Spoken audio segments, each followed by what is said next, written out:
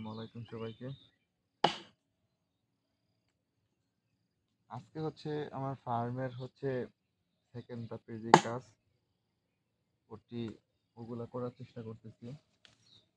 এটি হচ্ছে মূলত প্রি প্ল্যানিং। আমি যতটুকু পড়াশোনা করেছি এবং বুঝেছি এই বিষয়ে, ওটা হলো যে গরুর খাবার মজুত করার আগে কখনোই ফার্ম শুরু করা উচিত না। মিনিমাম 6 মাসের একটা রিজার্ভ থাকার প্রয়োজন অবশ্যই আছে। কারণ গরু কিনে খাবার এর জন্য এদিকে ওদিক দৌড়াদৌড়ি করা আসলে কোনোভাবেই সম্ভব না। তো যার জন্য ঘাসের আসলে বিকল্পও নেই। আহ, গরুর ফার্মে যদি আসলেই যারা সফল খামারি এবং আহ, খামার করে সফল হয়েছেন, সবারই মন্তব্য এবং নিজেও আসলে যতটুকু পড়াশোনা করেছি বুঝলাম যে ঘাস ব্যতীত আসলে কোনোভাবেই গরুর ফার্ম করা টিকে থাকা সম্ভব না। তো তার জন্যই আসলে মূলত ঘাস লাগানো। আসলে গাছগুলো কাটতেছিলাম আর মনে মনে ভাবতেছিলাম যে আসলে কি করতেছি। আসলে মানুষের শখ, এক একজন মানুষের এক এক রকম শখ থাকে। আমারও বিভিন্ন রকমের শখ আছে। তার মধ্যে সবচেয়ে বড় একটা শখ ছিল আসলে আহ, একটা ব্যবসা করা বা ওরকম কিছু করা। তারপরে ফার্মিং যেহেতু আমার বাপ বা একজন কৃষক, কিন্তু প্রান্তিক লেভেলের কৃষক, ওইভাবে বাড়িতে হয়তো 4টা 5টা গরু থাকতো সবসময়, ছোটবেলা থেকে ওগুলোই দেখে আসছি। তো ওগুলা থেকে এদের প্রতি একটা মায়া মহব্বত তৈরি হয়েছে। তারপরে পড়াশোনা করলাম, চাকরি হইলো, চাকরিও করতেছি, কিন্তু আসলে নিজের ভিতরের যেই চাহিদাটা, ওটা আসলে চাকরিতে আহ, আসলে ওরকম ভাবে আসে না। আমি চাকরি ছাড়িও নাই, ছাড়ার প্ল্যানিংও নাই। যেহেতু আল্লাহর রহমতে অনেক ভালো একটা কোম্পানিতেই চাকরি করতেছি। নর্মালি পায়ের ওপরে পা দিয়ে চলার মতোই একটা চাকরি, যেহেতু মাল্টিন্যাশনাল কোম্পানি। তো আসলে ভিডিওটা হঠাৎই শুট করা, কোনো প্ল্যানিং ছিল না আর কি। তারপরে মনে হইলো হঠাৎ করে যে একটা ভিডিও শুট করি। কারণ মনের কিছু ফিলিংস আসলে সবার সাথে শেয়ার করা উচিত, যে আসলে কোন টাইমে মানে কোন ধরনের ফিলিংস তৈরি হয়, কোথা থেকে মানুষ ব্যাক করার চেষ্টা করে, শুরু করার চেষ্টা করে। তো আসলে ইউটিউবে বিভিন্ন জায়গায় অনেক ভিডিও দেখা যায় সফল কারণে চাকচিক্য, কিন্তু আসলে এটা স্টার্ট করে এত সোজা না। সব কাজ আসলে লোকজন দিয়ে হয়ও না। এই গাছের কাটিং গুলা আরেকটা গাছের জমি থেকে কাটা হচ্ছে। আমি 2জন লোক নিয়েছি আজকে। সকালবেলা ওনারা আসতে আসতে 7:30 বাজছে। একটা বাজে চলে যাবে, 500 টাকা করে দেওয়া লাগবে 2জন লোকের, 1000 টাকা। তো যা দেখলাম যে কেটে নিয়ে উপরে আসা আসলে ইজি।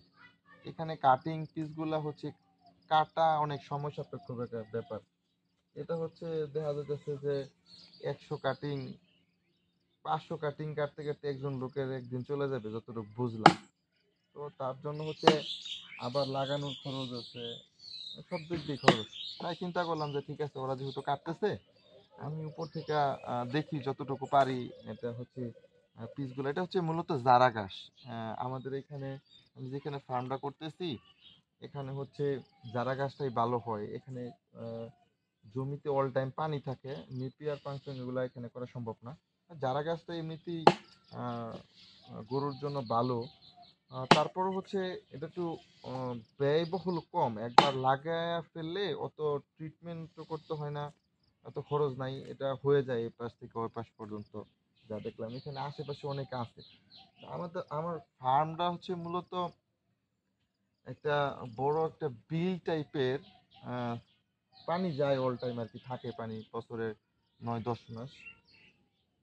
ওই টাইমে ওই 9-10 মাস যেহেতু পানি থাকে, তাইলে পানির আর কি কোনো প্রবলেম নেই। তার উপরেই আর কি আমার ফার্মটা আমি করছি। প্ল্যানিংটা অন্যরকম, যে কেন করতেছি ফার্মটা। আমি একজন মানে ভালো কোম্পানিতে চাকরি করে এখানে ঘাস কাটতেছি, জিনিসটা আনইজি লাগার মতো নেই।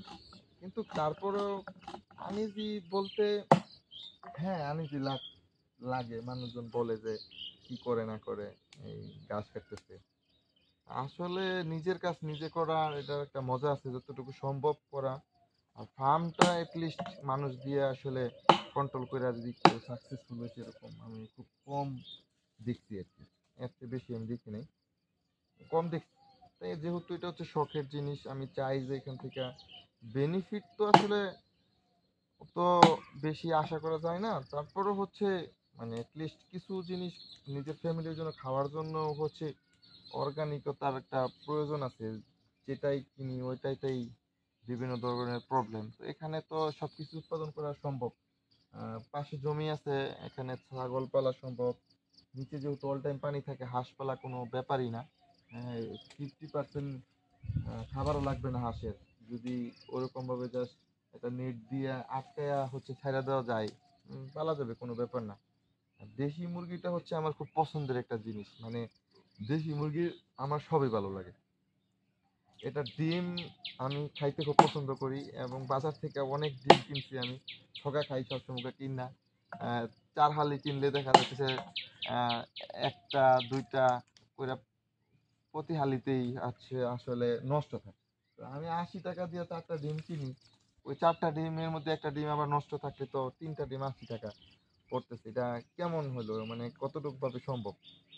তো এটা আমি আগেও আমার ছিল দেশি মুরগি, আমি দেশি মুরগির ডিম ভালোবাসি, মাংস ভালোবাসি। এটা নিজের জন্য হইলেও ঠিক আছে, করা উচিত যদি সুযোগ থাকে। এটা নিরাপদ। তো তারপরও চিন্তা করতেছিলাম যে হয়তো যদি নিজের পাশাপাশি কিছু লোকের।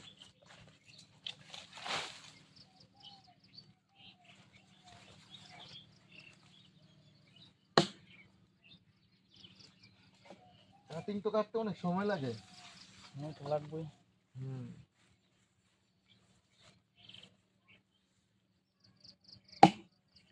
তাহলে ওই মরা গিয়ে গেছে না ফালাই। রেডি। হ্যাঁ মরা গেছে। এটি ফালাই দিলে কি সমস্যা হবে না? না এই ব্যাগ মাঝে মধ্যে একটা খাওয়া দাওয়া দেখতে ফালাই দিলে তুমি আমাকে তো টাকা ফ্রি রাইখে দিতে পারো।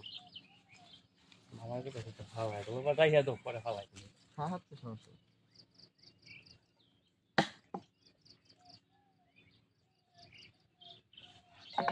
লোক দুটা অনেক ভালো মনে হয়েছে আর কি, আমার পরামর্শ দিতেছিল যাতে উপরের ইয়েটা ফালাই দেওয়া হয়। আহ, দোয়া করবেন সবাই। উদ্দেশ্যটা হচ্ছে পরে এক সময় একটা আলাদা ভিডিও বানাবো ইনশাল্লাহ, যদি সম্ভব হয় যে আসলে আমি এই ফার্মটা হচ্ছে কেন করতেছি চাকরির পাশাপাশি, শুধুই কি ইনকাম নাকি অন্য কোনো উদ্দেশ্য আছে? অবশ্যই ইনকাম না, অন্য কোনো উদ্দেশ্য অবশ্যই আছে। আপনারা পর্যায়ক্রমে দেখতে পারবেন এই পেজে যে আসলে আমি কেন করতেছি এগুলা, আহ, এগুলা কেন করতেছি এবং কাদের জন্য করতেছি, এবং নিজের জন্য করতেছি, ফ্যামিলির জন্য। সবকিছু আপনারা জানবেন আসলে। গ্রাম ভিত্তিক জীবন এবং কৃষি ভিত্তিক জীবনটা হচ্ছে খুবই গুরুত্বপূর্ণ। এটা আসলে সবাই তো হচ্ছে চাকরি করে, চাকরি আমরা যা ওইখানে উৎপাদন করি ওগুলা কোনো না কোনো কৃষি খামার থেকেই আসে। তো আসলে নর্মালি হয়েছে কি, সবাই আমি দেখলাম যে পড়াশোনা করায় যে তুমি ভালো চাকরি করবা, এই করবা সেই করবা, কিন্তু আহ, কোনো বাবাও চায় না আসলে তার ছেলে কৃষক হোক। তো আমাদের ক্ষেত্রে জিনিসটা অন্যরকম। আমাদের ক্ষেত্রে হচ্ছে আমরা চাইলে এটা একটু আপডেট জায়গায় নিয়ে যেতে পারি, যেহেতু পড়াশোনা করতে একটু বুঝতে ইজি হয়। জাস্ট হচ্ছে শারীরিক পরিশ্রমটা একটু প্রবলেম, যেটা বুঝলাম যে আসলে লোকজন হ্যান্ডেল করা একটু সমস্যা এইখানে। ফার্মে হচ্ছে ওই টাইপের লোক না পাওয়া গেলে খুবই সমস্যা। তারপরও দেখা যাক, আমার রাডারে আপাতত 3-4 জনকে আমি রাখতেছি, যে তার মধ্যে হয়তো একজনকে আমি হচ্ছে কনফার্ম করে নিব। তো দেখা যাক, ফেব্রুয়ারিতে ইনশাল্লাহ সবকিছু সেট হয়ে যাওয়ার কথা। এখন হচ্ছে গাছটা লাগাইতেছি 2 মাস 2.5 মাস হয়তো লাগবে গাছ হওয়ার জন্য। 1.5 বিঘা জমিতে লাগাইতেছি আপাতত। প্ল্যানিং আছে যে 8 থেকে 10টা গরু নিয়ে শুরু করার। তবে বড় জাতের কোনো গাভী থাকবে না। সবই হচ্ছে মিডিয়াম, যেগুলো জাত উন্নয়ন করা সম্ভব ওইরকম টাইপের কিছু গাভী এবং বাছুর সহ ওগুলা কিনে নিব প্রথমে। কয়েক ধাপে কিনতে হবে আর রানিং হতে। একটা এমপ্লয়ির জন্য 14-15 হাজার টাকা খরচ আছে, ওটা তো উঠাইতে হইব। সবসময় টাকা তো নিজে দেওয়া যাবে না। হুম। আনইজি লাগতেছিল ঘাসগুলা কাটতে, যে আসলে আমার কি করা দরকার ছিল, আমি তো বাইকে ঘুরে বেড়ে সময় কাটায় পারতাম আসলে। তারপরও এগুলো আসলে টাফেস্ট মোমেন্ট, আসলে বোঝা যায় না যে আসলে কোন সময় কি করবে। ফার্ম হচ্ছে একসময় আল্লাহ আল্লাহ চাইলে হয়তো হয়ে যাবে ইনশাল্লাহ। কিন্তু এই পরিশ্রমগুলো আসলে অনেক বেশি থাকবে, যে একদম ফ্লো লেভেলে স্টার্ট করা। আমরা ইউটিউবে চাকচিক্যকর যেই ফার্মগুলো দেখতেছি, আমি চাই যে একদিনই আমার ওইরকম ফার্ম হয়ে যাবে। আসলে জিনিসটা এরকম না।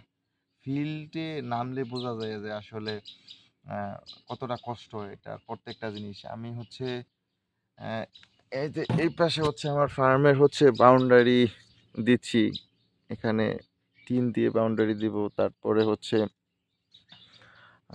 এই ঘাসের কাটিং এগুলা লাগাইতে হইব। ওই পাশে ক্ষেত, এগুলো নিয়ে লাগানো হইবে, অল টাইম পানি থাকে। চেষ্টা করতেছি, সবাই দোয়া করবেন। আর সকল ধরনের আপডেট এই আহনাফ অর্গানিক ফার্মের পেয়ে যাবেন এই পেজে।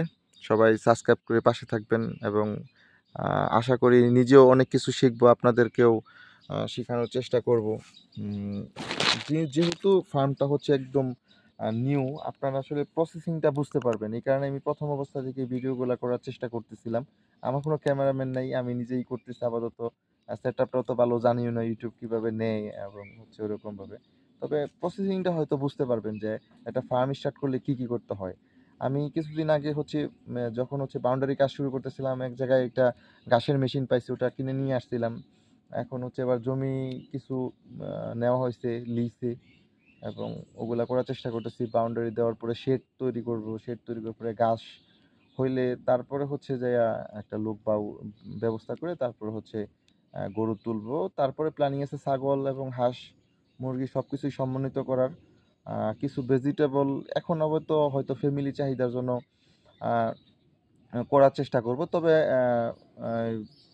আপনার মার্কেট সেল দেওয়ার জন্য হচ্ছে অর্গানিক ভেজিটেবলটা থাকবে, যেটা হচ্ছে ফরমালিন এবং এই বিভিন্ন ধরনের কীটনাশক ব্যতীত চেষ্টা করা হইব করার জন্য, এবং অবশ্যই আহ, জৈব সার দ্বারা। কারণ আমার গরু পালনের উদ্দেশ্য আসলে মূলত গরু থেকে লাভ বের করে না, এখানে জৈব সারের একটা ব্যাপক দরকার আমাদের আছে আসলে হেলথের জন্য। এবং যেই জিনিসগুলো উৎপাদন করবো ওটা জৈব সারের মাধ্যমে উৎপাদন করা, ওটারও চেষ্টা করব যে আসলে অ্যাটলিস্ট যদি 50টা ফ্যামিলিও এখান থেকে এই দেশি গরু বা ক্রস জাতীয় গরুর যে পিওর যেই দুধের প্রোডাকশনটা, এটা যদি 50টা ফ্যামিলিও অ্যাটলিস্ট পায়, এবং 50টা ফ্যামিলির লোক যদি এখান থেকে হচ্ছে সবজিটা অ্যাটলিস্ট নিতে পারে, যে জৈব সার এবং নিরাপদ সবজিটা আমরা আমার মূলত আমি হচ্ছে এক ভিডিওটা অনেক লম্বা হয়ে যাচ্ছে, আমি তো অন্য ভিডিওতে বলবো। আমার মূলত আহ, পরিকল্পনাই হচ্ছে যে ফরমালিন যুক্ত যেই খাবারগুলা, এটা থেকে মানুষকে আসলে দূরে সরানো। এটা হেলথের জন্য একটা ব্যাপক ধরনের ক্ষতিকর জিনিস। এটা আমি আসলে নিজেও বুঝতে পারি যে এটা হচ্ছে কতটা ভয়ঙ্কর।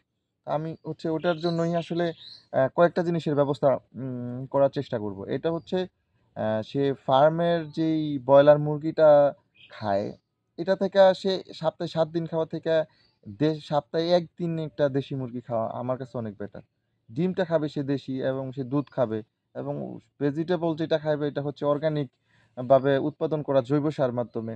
এটা হচ্ছে খাদ্য নিরাপত্তার বিষয়ে একটা বড় ধরনের স্টেপ হচ্ছে নেওয়া উচিত। আমার কাছে মনে হয়েছে এটা হচ্ছে পারফেক্ট টাইম। এটা এখন না নিলে এটা ওভার হয়ে যাবে, তখন আর কন্ট্রোল করতে পারবো না আমরা। তাই সবাই দোয়া করবেন, আহ, পাশে থাকবেন আশা করি। আজকের মতন বাই, টাটা, আসসালামু আলাইকুম।